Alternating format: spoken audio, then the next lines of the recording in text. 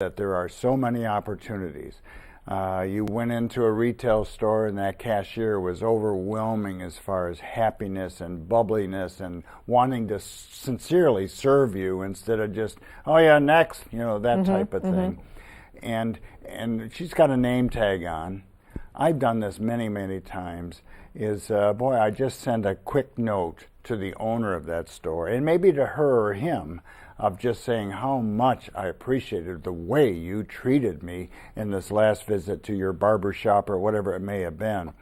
In fact, I even take one step further, Elizabeth, and I have a little clipboard in my car, and I look for opportunities where I can show gratitude. And I think all of us should probably get in the habit of doing that more, because you're always prompted. When you get in that car after that experience I just had, you feel so good, but it just wanes away because we have so many other things. But if we would just take a second and write down on that clipboard, Angela, or whatever her name was and the name of the business, now it's reminded you that maybe tonight or something, write out a quick handwritten note to that business owner saying how much you enjoyed it. And we're always prompted throughout the day of I wonder how Aunt Helen's doing out in St. Louis, or something like that. And yet we have good intentions, say, I should give her a call, or I should send her a card, but you forget. And so that clipboard idea is so helpful, because, boy, you just put it down, and then after dinner at night, instead of watching a TV show or something, take that half hour and just send out those notes to them. It means everything. And when I do that, which is almost every night now, my wife catches me going to bed with a big smile on my face. There's something about it, because like we said earlier, giving gratitude, it rewards the giver as much as it does the receiver. And the idea of just sending out, I might send out 5 or 6 thank you cards, or thinking about you cards, or anything along that line. And I feel so relieved and grateful to myself for doing that night. What about sending out notes to people who rub you the wrong way, I know this is hard for me to even envision that you would feel this way, but somebody maybe who irritates you or you don't care for. Do you ever send notes out to people like that? Probably almost as much.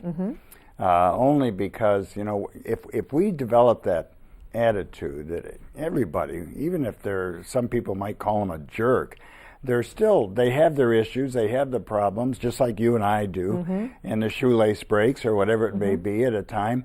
And sometimes, like they used to say, sugar is more healthful than lemon, or whatever it was. The idea of I feel good, because the worst thing I want to do if I'm ever accosted by someone on some issue, to ever get defensive or to accost them back. I feel so good when I'm able to just say, hey, just checking on you, or I hope things go better than they did for you this afternoon, or whatever it may be on the thing. And usually, you are so right, and I think that's probably part of the question. You are so right how you change. That little simple thing can change the relationship a little bit.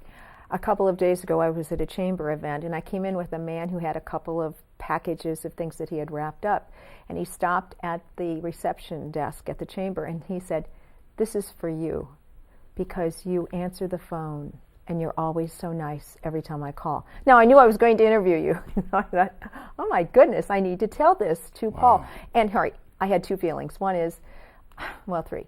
I was excited and happy to experience that relationship. I felt guilty because I didn't have anything for her.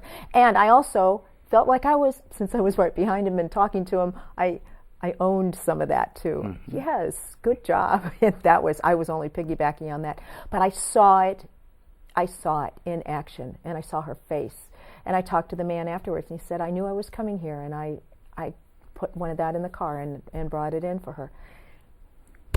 And how much effort does that cost?